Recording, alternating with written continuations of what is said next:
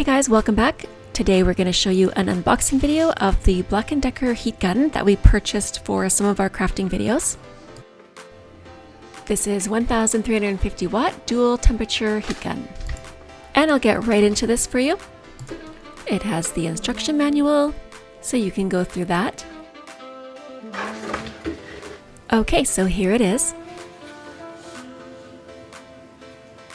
That's the on and off switch.